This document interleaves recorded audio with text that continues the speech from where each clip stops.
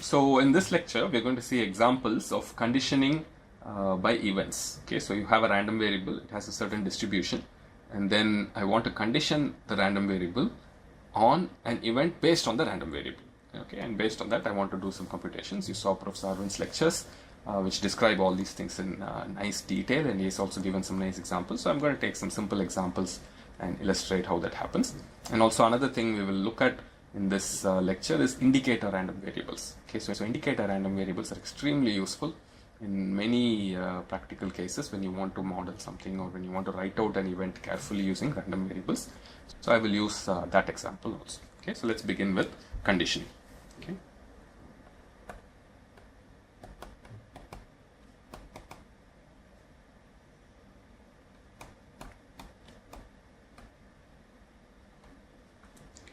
So the first example I'll take is I'll take coin tosses. Let's say we have 10 tosses of a fair coin.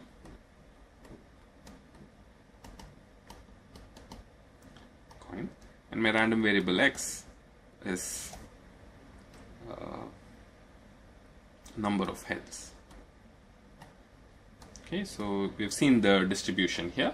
Probability that x k is 10 choose k, half power k times half power 10 minus k. So actually, if you look at it very closely, you'll see that this is half power k, half power 10 minus k, so you just have half power 10. So if you have a fair coin, the binomial random variable simply boils down to 10 choose k. Okay, so this is the PMF, this is the binomial distribution. This is very familiar. So now one event that you might be interested in is, let's say x is greater than or equal to 9. Okay, so this is an event I'm interested in. What's the meaning of x being greater than or equal to 9? The number of heads I had is either 9 or 10. Okay, somebody told me that, I got that information from somewhere. So given that the number of heads I had is either 9 or 10, I might be interested in the PMF of x. What is the distribution of x? So this usually people write it in this fashion: x conditioned on x greater than or equal to 9. Okay, so this is notation for x conditioned on the event x greater than or equal to 9. Okay, so I might be interested in computing a probability that x equals 9. So now, and so once I say x is greater than or equal to 9, there are only two possibilities here, right? So x could be equal to 9 or x could be equal to 10. So given that x is greater than or equal to 9, what is the probability that x is equal to 9? What is the probability that x is equal to 10? So that's the calculation I want to do. So that's actually not really that hard. If you think about it, it's again the use of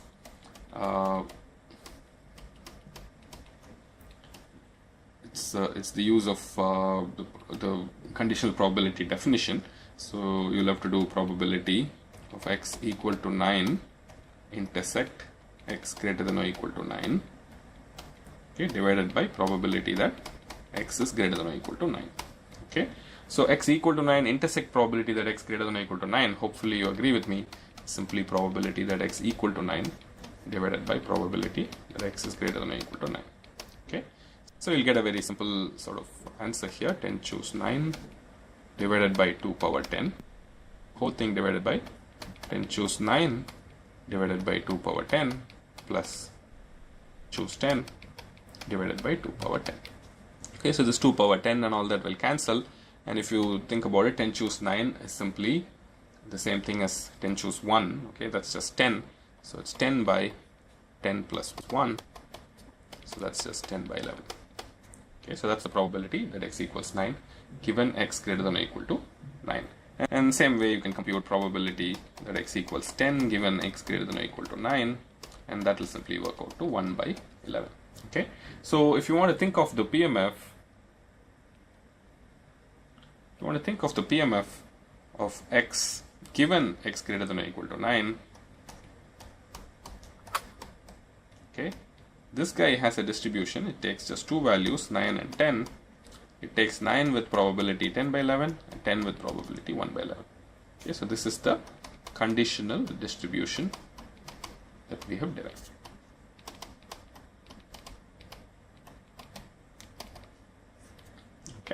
So this is the kind of calculation you have to do. Now you can repeat it for various other situations and scenarios. You'll again and again end up in similar cases. Okay, so let's look at the next example. The second example I want to do is let's say we throw a die, a fair 6-face die, twice. Okay, and the random variable I'm interested in is in the sum of the two numbers. Okay, so you might remember this distribution. So this x in the sum of two numbers takes values from 2, 3, 4, 5, 6, 7, 8, 9, 10, 11, 12. Probability that it takes value 2 is 1 by 36. Probability it takes value 12 is also 1 by 36. Probability it takes value 3, you could, favorable cases are 1, 2, 2, 1, that's 2 by 36. For 4, it's 3 by 36. Okay, so on it goes. So you have 4 by 36, 5 by 36. Okay, and for 7, you will have 6 by 36.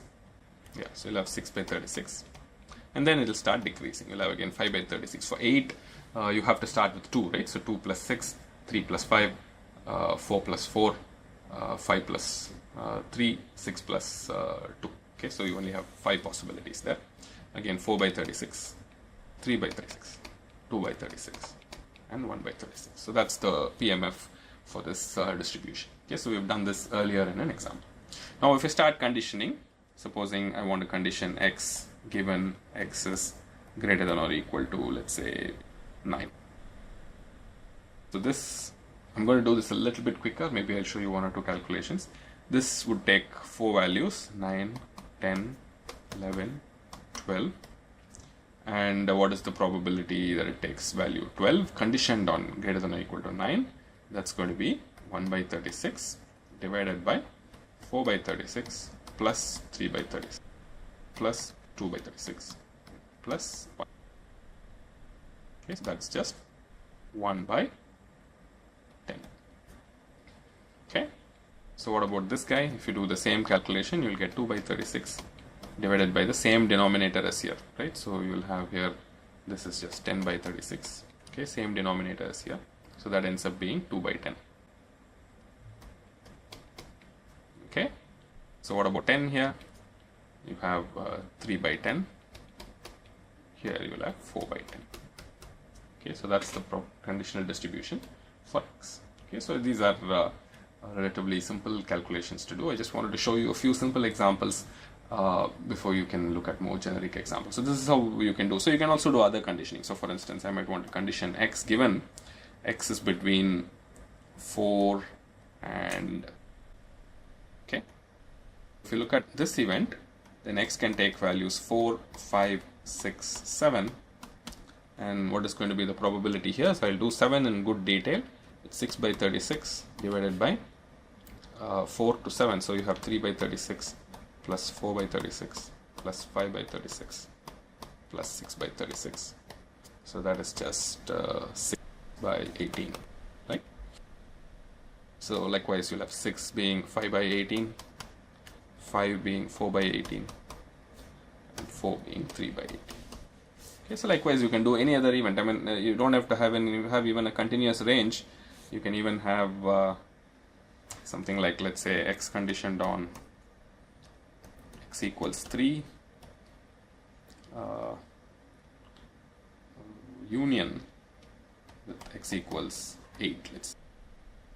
Okay, so x equals 3 or 8. Okay, that's what it means. So x given that 2 will only have two values, 3 and 8. Okay, what is 3 and 8? 2 by 36, 5 by 36. So this is going to be 5 by 7. This is going to be 2 by 7. Okay, so this is a kind of probability that will work out if you condition a random variable given that the random variable itself is involved in the event. Okay, so the next example I want to give is to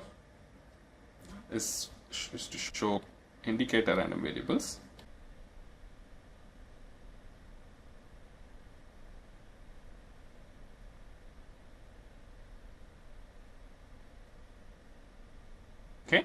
So these, like I mentioned, they're quite crucial, and you can use it in so many different ways. So for instance, let me show you one very important example, which is maybe Professor Arvind also alluded to it. It's very important to know that. So let's say we have n tosses of a fair coin.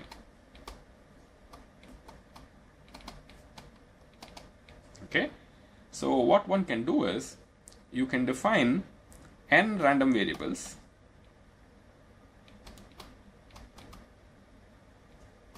as follows: xi equals 0 if ith toss is tail, and xi is 1 if ith toss is heads. Okay, so this is a simple random variable. So I have n random variables here based on the n tosses of a fair coin. Xi is either 0 or 1. Xi is clearly Bernoulli.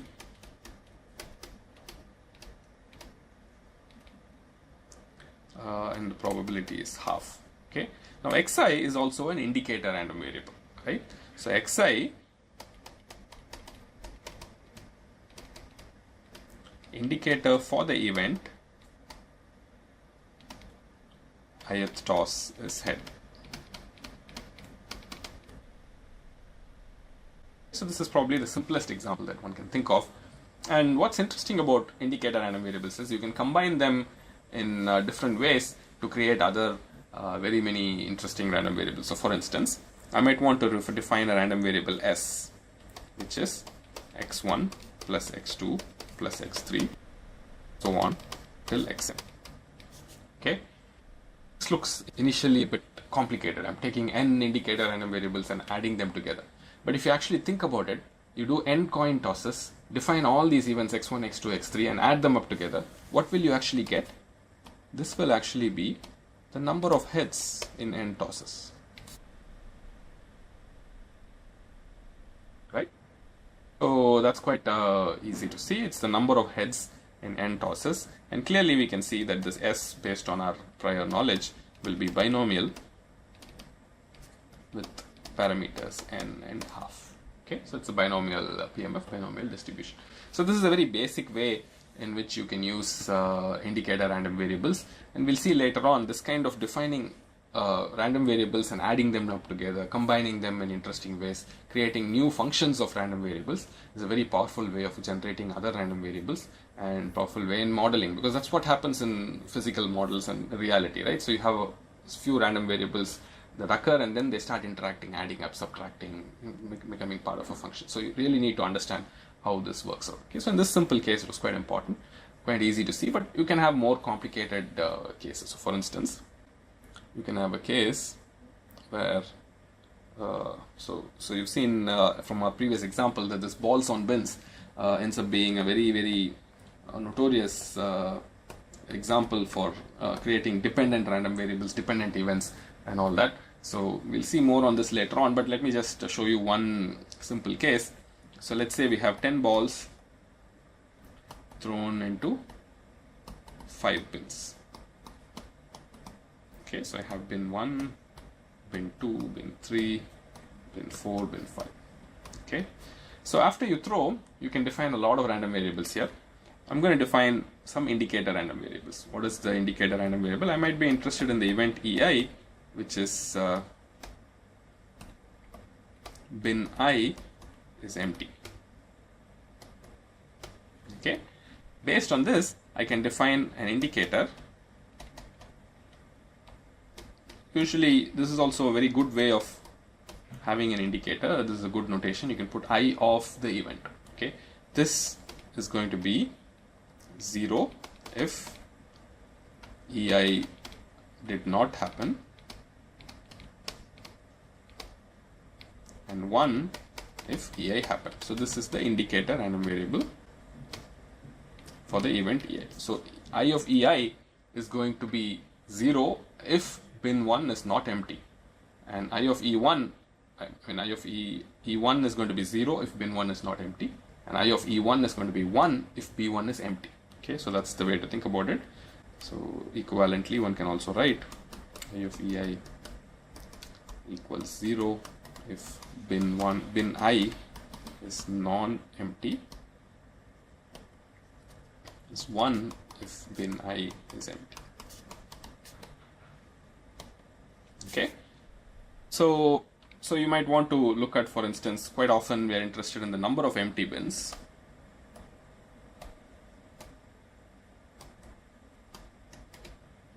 That ends up being given by I of E1 plus I of E2 plus I of E3 plus I of E4 plus I of E5.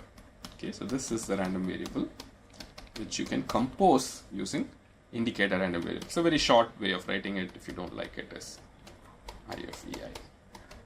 Okay, so we'll see later on this way of expressing random variables as sums of indicator random variables can be quite useful when you do some simplification. Maybe later on we'll see a nice example, or maybe with exactly this example itself, of how to do some calculations with random variable. See, but be very careful here. These events are not independent. Okay, E1 and E2 and E3 are not independent, so these random variables are generated from dependent events. Okay, so that creates some confusion in computations. We'll be very careful, but this is something that we can do.